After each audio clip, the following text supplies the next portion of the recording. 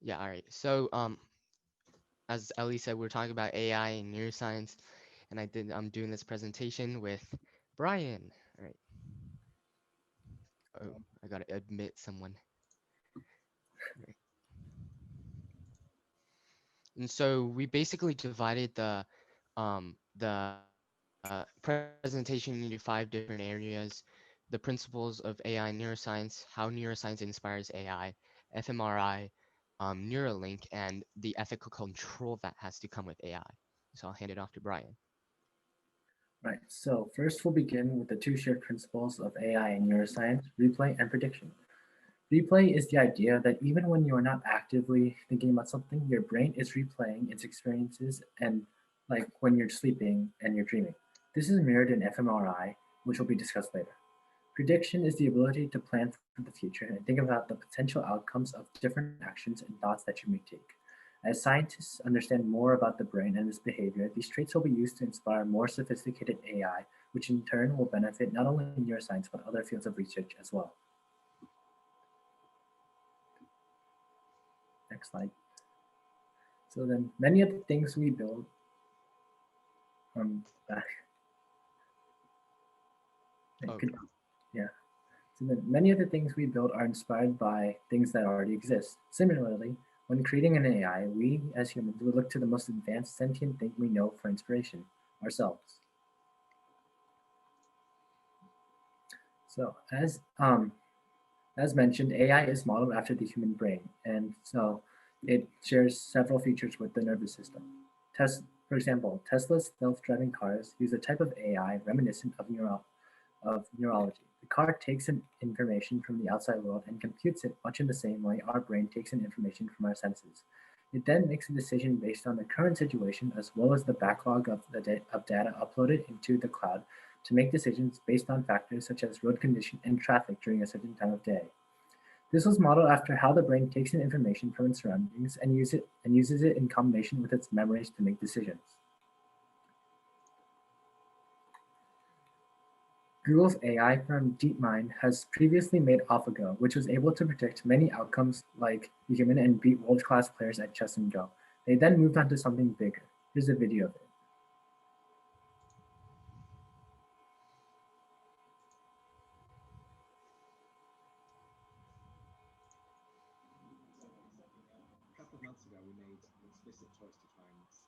Wait, can you guys hear this?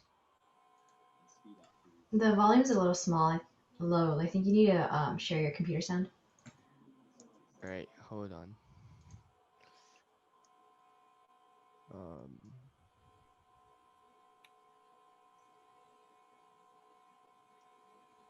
do I have to? Yeah, just press the share screen and then the share computer sound will be at the bottom left of the pop-up. All right.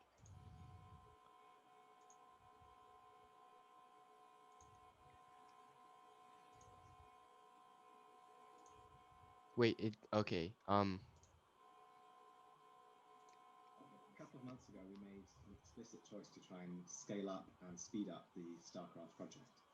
No, still no. All right. Anyways, All right. basically Okay. what they were. All right, let me go back a slide. Basically, what they did was they were creating they created a AlphaGo, which create were able to play chess and Go, and now they're creating an Alpha Star, which is able to play the game StarCraft. And Brian, keep going. So then they first learned by copying human players and then competed against another in a Colosseum-like competition. The strongest agents survived while the weaker ones were discarded. By playing at this accelerated rate, DeepMind estimated that its agents each racked up about 200 years of human gaming time. DeepMind got multiple world-class pros to play all the different factions against the AI, and the result was always the same. 5-0, the AI won every single match. This shows that DeepMind's quest to build an AI agent that can perform any mental task a human being can is not far in the future. All right. So then another area Google AI has tried to follow is cancer diagnosis. When tasked with diagnosing breast cancer, they were able to reduce false negatives by 9% and cut down false positives by 5.7% for women in the US. Here, the AI performs better than an individual radiologist due to the fact that algorithms for image recognition have become so advanced that they rival board certified doctors in their ability to classify and diagnose types of cancer that are measured through radiographs. Another example can be found in Japan. This video shows the power of AI slowly dominating even specialists in their jobs. Okay, so is this sharing the sound?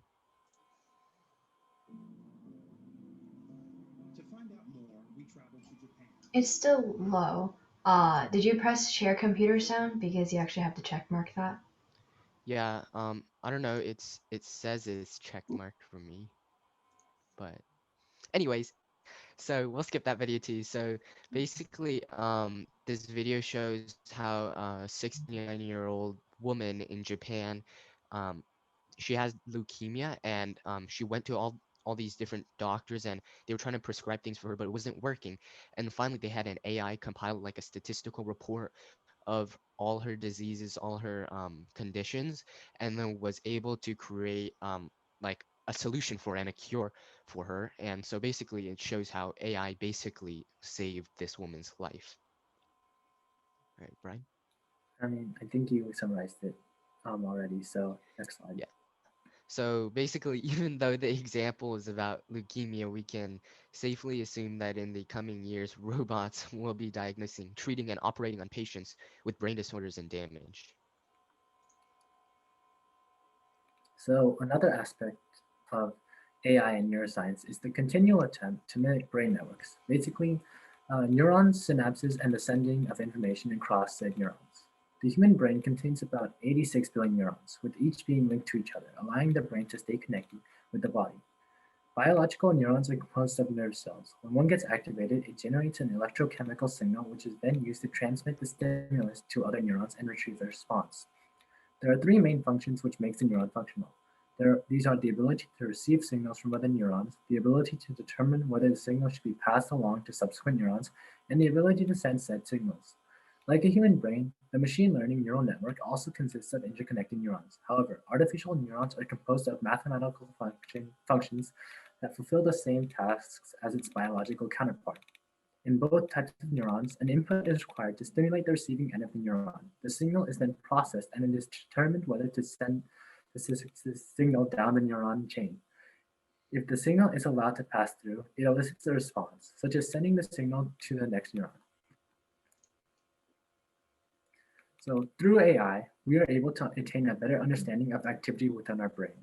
The top half of the picture on this slide is the remapping of a rat's brain after it has gone through a maze. Using AI, scientists were able to observe the brain while it was replaying events within the maze to accurately determine which route it took through the maze. The bottom part of the picture shows how the brain takes in sensory information to determine what it is that it is sensing. This mechanism is now being implemented into AI such as AlphaGo to help them understand their environment and recognize objects. All right, so fMRIs, right? So fMRI is basically a type of MRI, scans your brain, and basically I'll be talking about how we're able to combine these fMRIs with AI to create like powerful new things. And so MRIs have basically changed the world of neuroscience, but now we're combining newly developed and powerful AI technology with different MRIs and produce stunning results. Researchers in the lab built models using machine intelligence. And so basically, they built these very sophisticated models to understand what the relationship between, let's say, when you're watching a movie and your brain activity by using these fMRIs. And then based on the fMRI signals alone, they can guess using AI what you were looking at. It's basically a form of mind reading. And so recently, a group of researchers um, called ATI in Japan used this technique to scan people while they were watching pictures of other people. And they were able to simply use the brain signals from the fMRI and use a machine to recreate the picture. And although it's a little bit fuzzy, it's about 65% accurate based on what the people were looking at in the scanner and what the computer is guessing on based on the brain scans. And to further boast the combined power of neuroscience and AI, they scanned the people while they were sleeping and while they were dreaming. And guess what? They were able to start to decode what these people were dreaming as well. Truly a form of mind reading. And so we have this brain fingerprint, and which is another powerful use of AI and neuroscience. And so basically, they can put each of us in a scanner, scan us for 15 minutes, and then they would be able to pull out from our brain a matrix of numbers that will be unique to every single person. That's what they call a brain fingerprint. They can read out your IQ based on your brain fingerprint, and different components of your fingerprint correspond to different behaviors. We are using this technique to quantify behaviors that are difficult to change into numbers. For example, we can, just by scanning your brain, extract your brain fingerprint, read it out loud, and quantify how attentive you are. We can we can also figure out whether or not you have attention deficit disorder and how severe those symptoms are. And in other cases, they can scan Alzheimer's patients and determine how severe their memory symptoms are. They can even put people in scanners and read out their personality. They can determine how extroverted you are or how neurotic you are just by looking at your brain fingerprint measured with fMRI. And so, um, this eventually leads us to question the ethical conduct of uses of AI and neuroscience. We'll talk about that a little bit later in the presentation. And so Neuralink is a company by Elon Musk, and um, Neuralink is basically the closest thing the world has to the seamless combination of machines and humans. And so essentially, they put an electronic gadget into your skull, and from that gadget extends 1,000, possibly hundreds of thousands in the future um, of electrodes. And so these electrodes that are extending from this gadget are basically stuck into your brain, and they're able to pick up the electrical signals firing through the brain synapses and neurons. And so the newest thing they have presented to the world is the Link V0.9, and it was presented to us just this summer. And this little electronic device is, as you see in the picture, about the size of a relatively small coin. This device is fit into your skull, and after a piece of your skull is cut out, they're guessing this procedure of cutting out your skull and inserting and then healing your skull back up is just about an hour. Um, and after it's put in, the device sits flush against the side of your skull, and with hair, it would be pretty much unnoticeable. And as I said, the electrodes come out of the device and are stuck into your brain to pick up electrical signals. This device is completely wireless and has a full day battery life. At night, it charges wirelessly, which is probably just connected to the side of your head.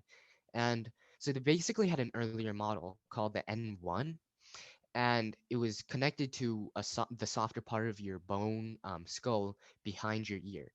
And they had a couple electrodes coming out of the device and inserting into the brain. But Elon Musk has made it sure that he wants the device to be as unnoticeable as possible, which is why they came up with the V0.9. And so, how does this have anything to do with AI, right? So, for one, Neuralink is hoping to create a robot which will take over the jobs of surgeons. And in the future, the whole operation of cutting the skull open, inserting the device, and connecting it to a brain, and closing the skull back up would all be done by one robot. And this robot would be able to utilize AI technology to figure out where to cut, how, as I said, the procedure is basically around takes around 1 hour. And second, the device itself will utilize the power of AI in order to solve many problems that we are still trying to figure out today. The device will be able to diagnose problems, record statistical data, and even predict future problems that have not come yet. The Neuralink itself cannot cure diseases. Think of it simply right now as a Fitbit, but for your brain. And so with all these AI and neuroscience, there's a lot of power, and with a lot of power comes great responsibility, right?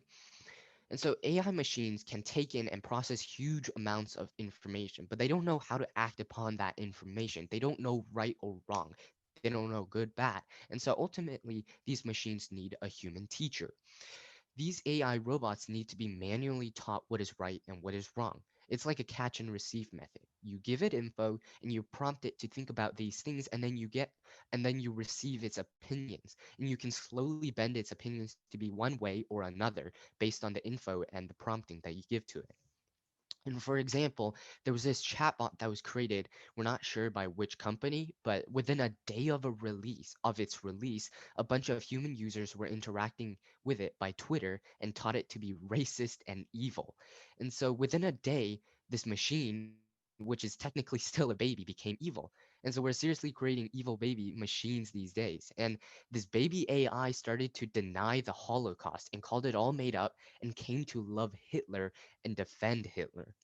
And so the AI literally became racist because artificial intelligence doesn't have the ability to discern what is right and what is wrong. It will just copy and paste and expand upon what was given and create new ways to express the ideas that it was given. AI needs ethical control. And so the same issues are applicable to us humans. These machines are getting more powerful by the year. They can read your IQ, they can read your personality, ultimately able to use this information to diagnose depression, mental disorders, read disabilities, and so many more things we were unable to do before. And this all has to do with neuroscience and the ability to map a human's intelligence and thought process. These things are so powerful, and we can use them in powerful ways. We also have to be careful not to use them in biased, prejudiced, or discriminatory ways. It would absolutely suck if resumes end up being just a brain scan. Oh, your brain scan looks good, IQ 200, no mental disorders. I guess you're in Stanford now. Or, oh, your brain scan shows you do not meet the qualifications of Stanford students. I guess they have to go back to college hunting.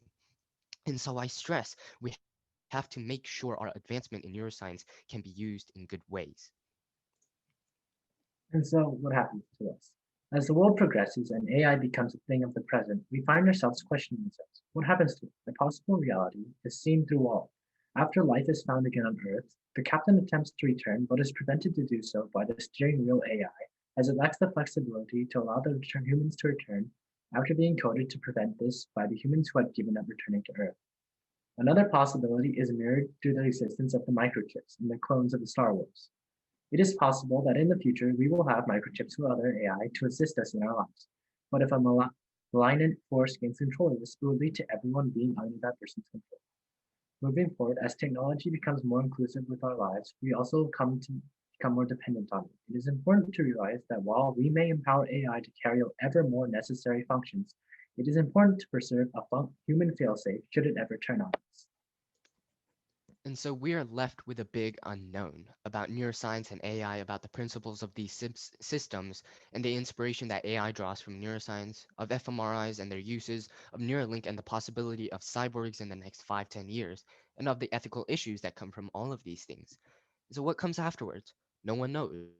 But we are sure that the visionaries over time will continue to build and improve upon the discoveries that we have made in recent years. And that is for sure. And in the meanwhile, we can just rest with content knowing that we won't be killed by some mass murdering AI. At least in the next 5 years, we won't. And so that's our present.